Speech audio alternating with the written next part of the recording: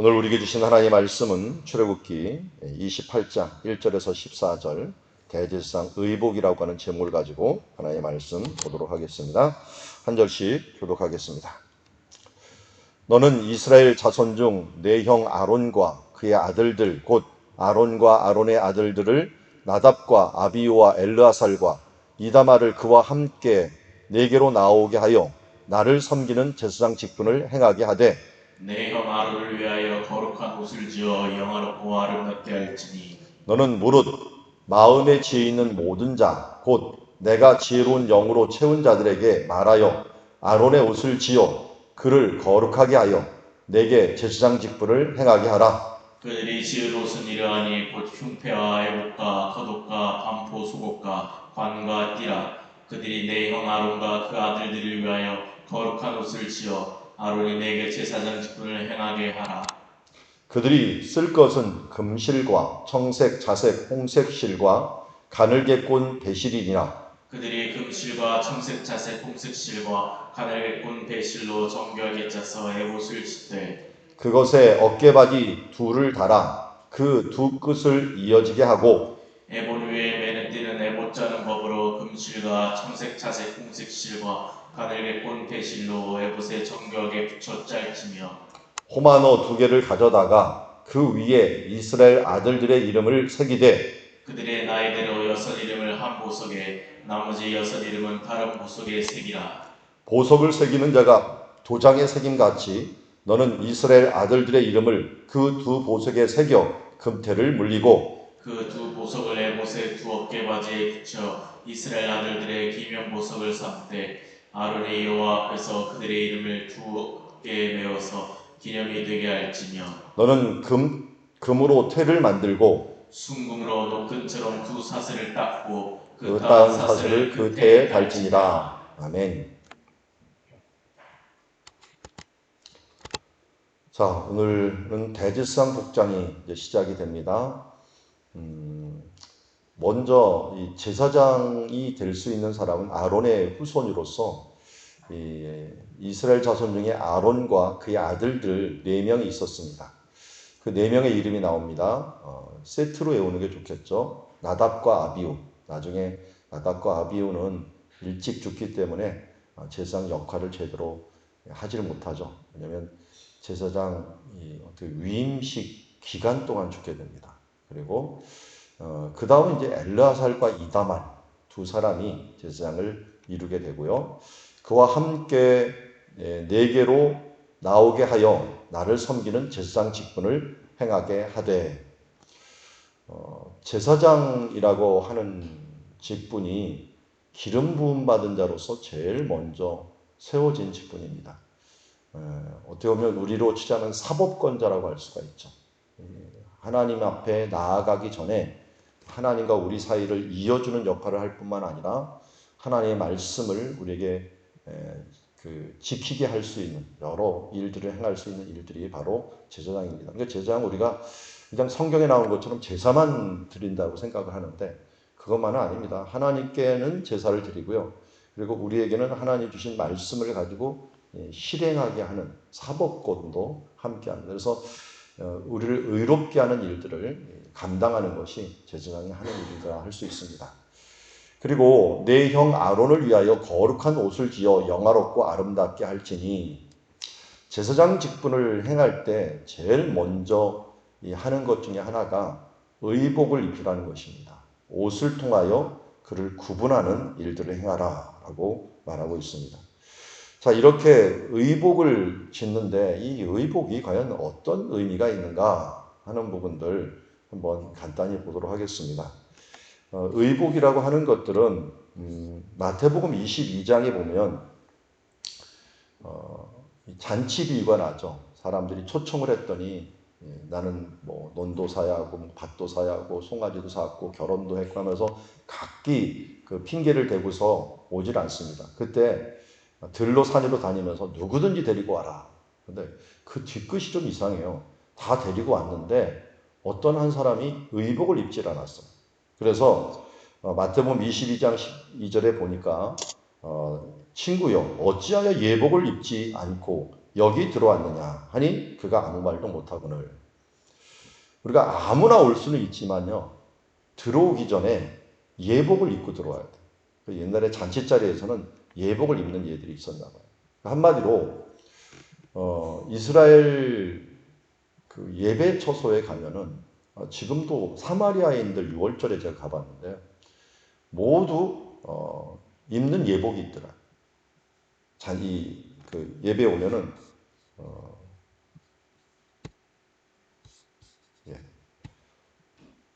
모두가 입는 예복이 있기 때문에 그 예복을 가지고서 함께 나가는 그런 일들을 해야 되는데 그 예복을 안 입으면은 누구도 들어올 수 없는데 지금 그 예복이라고 하는 것은 어떤 자격을 의미하죠.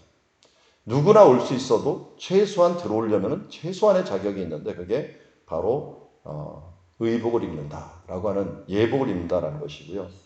요한계시록 19장 8절에 보면은 이런 말씀이 있습니다. 그에게 빛나고 깨끗한 세마포 옷을 입도록 허락하였으니 이 세마포 옷은 성도들의 옳은 행실이로다 라고 얘기합니다. 그러니까 성도들의 옳은 행실이 바로 세마포 깨끗한 옷이라고 얘기합니다. 예복을 입되 순결한 예복을 입는 것은 성도들의 옳은 행실이다. 근데 우리를 의롭다 하시는 분은 누굽니까? 결국 예수 그리스도죠.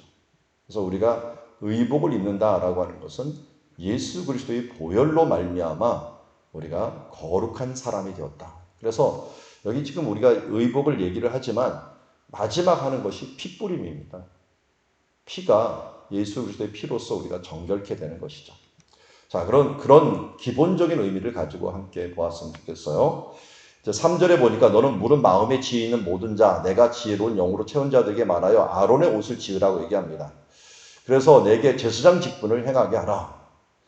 4절에 보니까 지을 것들이 얘기합니다. 곧 흉배와 애복과 겉옷과 반포 속옷과 관과 띠라. 자, 앞에 보이죠? 제 화면 좀 잠시 내려주시고 여기 보면은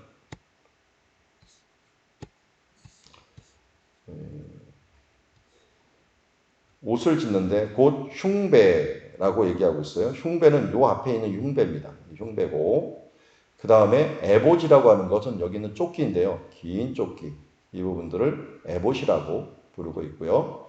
그리고 이 겉옷, 이 청색으로 되어 있는 이 겉옷이 있죠. 겉옷 밑에 방울이 달려 있기도 하고요. 겉옷이 있고 그 다음에 반포 속옷이라고 하는 것 안쪽에 속옷을 입고 또 띠가 있습니다.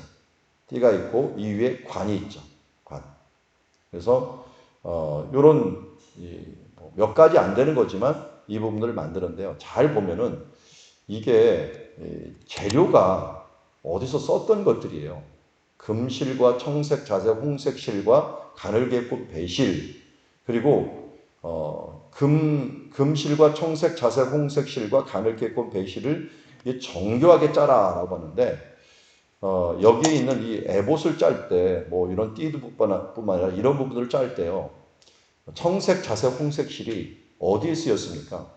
성막을 덮을 때 그 가장 안쪽 그리고 휘장 이 부분들은 하나님과 가장 가까운 부분들에게는 바로 이 홍색, 자색 이 실들이 청색 실들이 사용이 되었는데 거기다가 하나님 앞에 가까이 있는 것들은 차등 원칙이 있다 그랬죠. 거룩의 차등 원칙에 따라서 하나님을 가까이 있는 건 모두 금으로 만들어라 그랬죠. 그래서 여기 보면 금이라고 하는 소재가 같이 들어갈 수 있도록 만들었습니다. 그래서 이 에봇이라고 하는 부분들을 먼저 만드는 지금 이 부분들을 얘기하고 있는데요.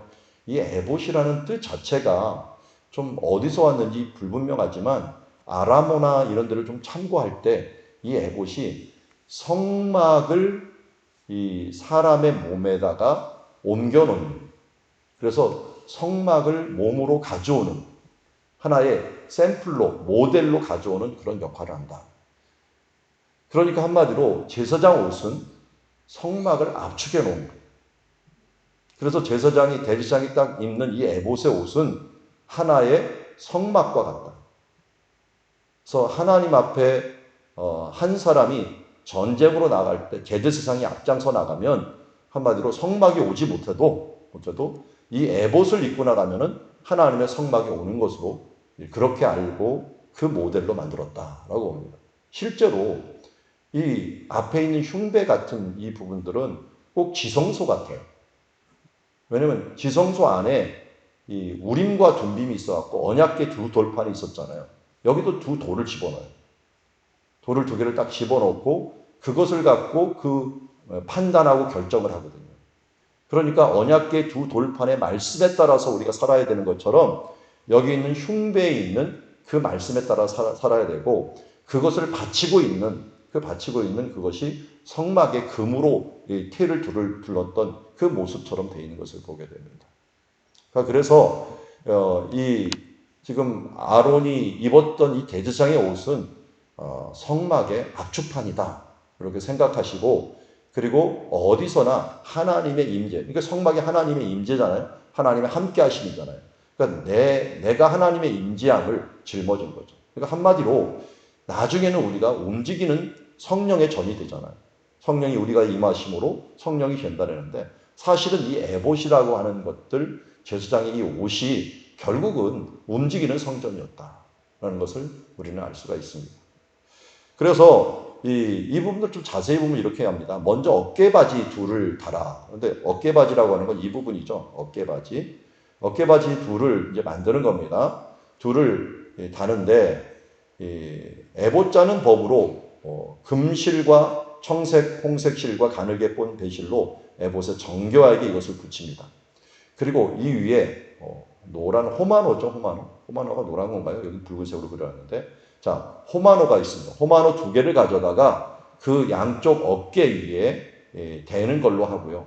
거기에다가 이스라엘 이름을 새깁니다.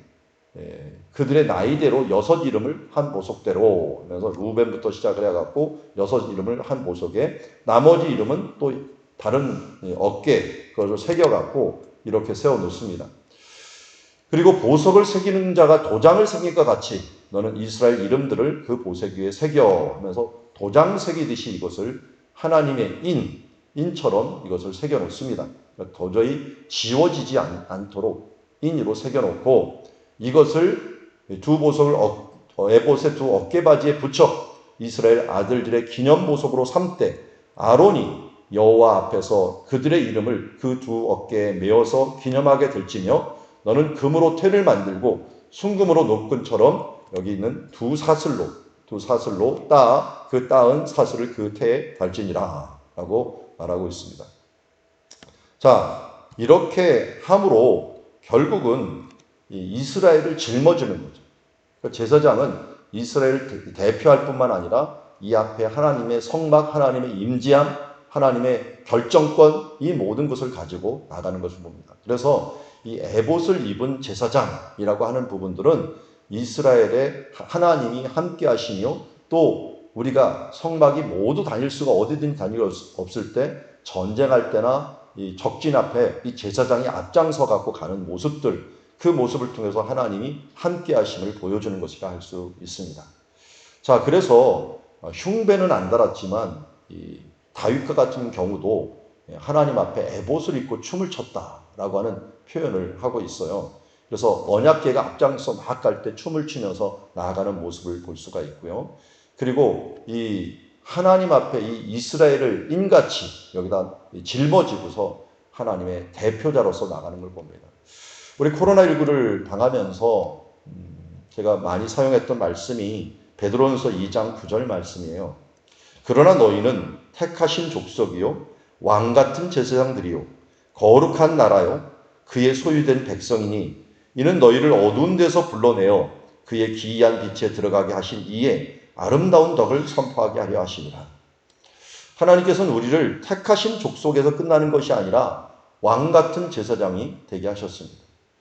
지금 에봇을 입은 제사장이 이스라엘을 짊어지고 한 나라를 짊어지고 하나님의 말씀을 가지고 그들 속에 함께 하면서 살아갔던 것처럼 우리가 왕 같은 제사장이 되었다라고 하는 이 권리만 이제 하나님 앞에 택하신 족속에서만 끝나는 것이 아니라 제사장으로서 이 나라와 이 민족과 그리고 우리 사회 가운데 우리 가족 가운데 제사장의 역할들을 감당해야 되는데 바로 내가 하나님의 성전이고 바로 내가 하나님이 계신 그런 성전이다라는 생각, 그리고 또 나는 하나님의 나라를 짊어져 있는, 이스라엘을 짊어져 있는 왕같은 제사장이다라고 하는 생각을 가지고 책임감을 가지고 이 나라가 어려울 때 함께 기도하는 사람, 우리 사회가 어려울 때 그를 위해서 중보하는 사람, 그리고 그 가운데 빛과 소금으로서 우리가 빛을 비추며 하나님의 임재를 그것에 비춰주는 사람, 그리고 하나님의 나라, 천국이 무엇입니까? 하나님의 통치권이 임하는 장소가 하나님의 천국이라고 하지 않았습니까? 오늘도 우리가 움직이는 성전이 되어서 어느 곳에 있든지 어디서도 있든지 하나님과 이 땅을 중재하고 또 이 땅 가운데 중보하면서 기도하는 하나님의 자녀가 되고 빛과 소금으로서 하나님의 영향력을 미치는 하나님의 왕같은 제사장으로서 살아서 여기 있는 2장 9절의 하반절에 있는 말씀처럼 너희를 어두운 데서 불러내어 그의 기이한 빛에 들어가게 하신 이의 아름다운 덕을 선포하게 하려 하시니라 라고 하는 말씀처럼 우리가 사방의 빛으로서 또 하나님의 편지로서 하나님의 뜻을 이루어 나아가는 제사장의 삶들을 살아가는 우리가 되기를 원합니다. 그래서 우리 어깨 위에 바로 민족이 있고 우리 어깨 위에 가정이 있고 그 이름이 있다라고 하는 생각을 가지고 우리가 하나님 앞에 또 제사장으로서 우리의 이들의 기도를, 이들의 연약함을 짊어지고 나아가는 하나님의 왕같은 제사장으로 살아가는 주의 자녀들이 되기를 주의 이름으로 축원합니다.